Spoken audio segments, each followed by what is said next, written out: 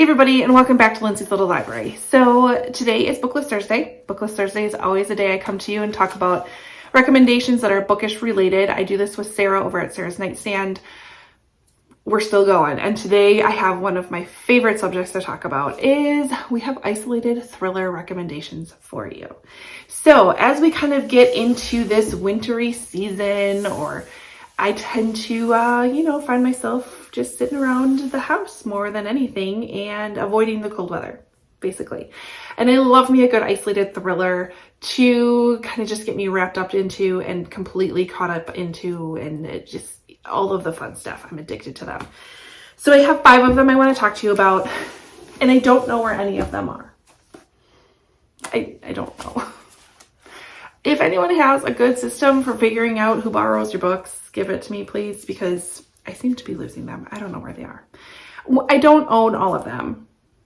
There's 2 of them I don't have, but we're going to go through them anyways. So the first one I want to talk about is The Woods Are Always Watching. This is by Stephanie Perkins. This was one I read not that long ago. So this follows 2 friends who are kind of preparing to go off to college. They've been friends for a very long time. One of them is going to go on to the West Coast and one of them will stay in the East Coast. And I believe this takes place in North Carolina. And so they decide they're going to go on a hike, even though neither of them has ever hiked before. One of them, their brother, has done it. And so they have some equipment. They have an idea. They kind of have a map in mind. But they're looking forward to just being together, laughing and being girlfriends together for a few days before they leave. So they set out on this hike. They're by themselves. They've never done this before. And they make a decision to take a different turn, and it's not great. It's not great. And now these 2 girls, young women, are in some trouble, and it is fast-paced. It's a short book, and it is creepy. There are definitely creepy moments. So love that one. That one's one you could easily get done in a day. The next thing I'll talk about is They Did Bad Things by Lauren Forey.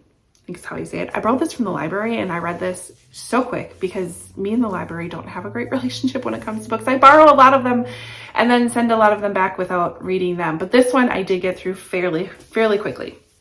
So we learn in the 90s, we have 6 college kids, and they end up renting a house together and they live together. They form a bit of a friendship relationships amongst the group of them, and one of them ends up dying about a month later. It is claimed that it is suicide. There's definitely some questions around it though, but they kind of all move on.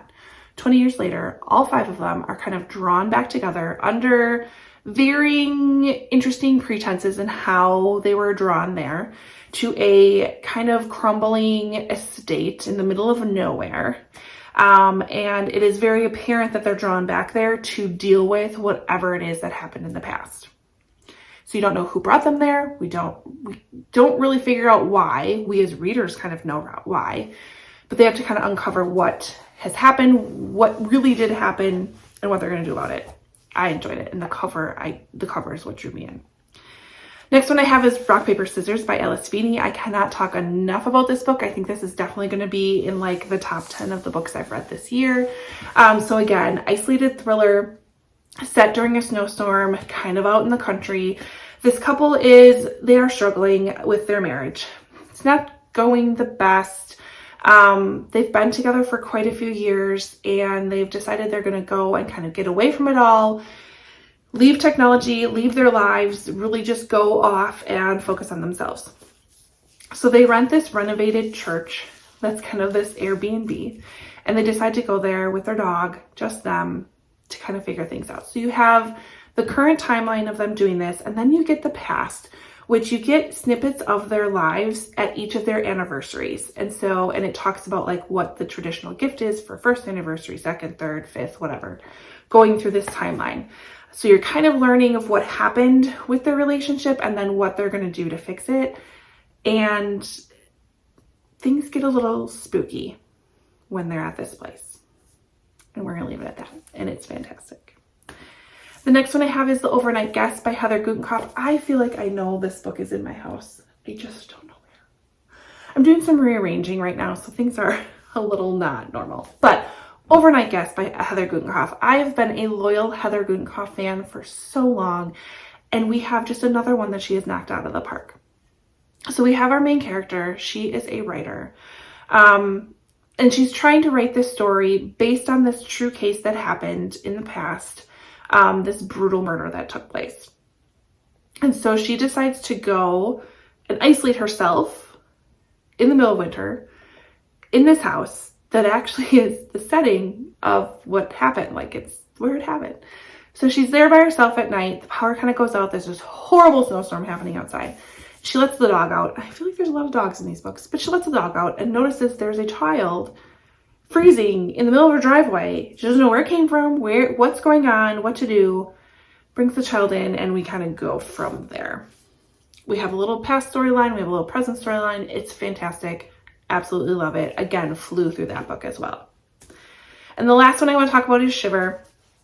This one is, if you are a skier or a fan of skiing or snowboarding, this one's totally up to you.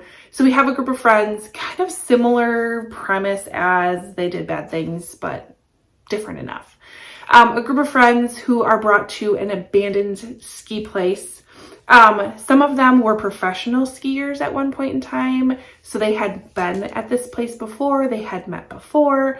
They're brought back to this place under interesting circumstances. It kind of seems as if each of them kind of invited each other, even though they didn't. And again, to deal with some things that have happened in the past. Really, really good. Again, there's a snowstorm, there's frigid cold, there's some stuff that happens in this book, and it's fantastic, and I'm here for it. So, similar vibes, but I mean, when we're talking isolated thrillers, they all kind of have that similar out in the middle of nowhere, and I tend to gravitate towards the ones that happen in the winter when there's some sort of snow, some sort of storm. I don't know what it is about it, but I like it. So, I recommend every single one of these. They're all absolutely fantastic. If you're like me and you like to read during a similar atmospheric event, wait for that good snowstorm. I do already have my snowstorm book picked out for me for this year. I'm hoping we get a good one, hopefully sooner than later. I don't know. We have no snow at the time. I need a good, cold, windy snowstorm day because that's me. Anyways, if you've read any of these and you want to chat about them below, absolutely. Let's talk about it. Otherwise, pick one and pick it up. You won't be disappointed at all. Head over to Sarah's channel and see what she has picked for isolated thrillers. I was going to pick No Exit, but I feel like I've talked about that so much, but that's a good one too. But see what Sarah has picked. Maybe she picked No Exit. I don't know. We don't talk about it. Otherwise, like, comment, subscribe, all that fun stuff. And I'll see you next time. Bye.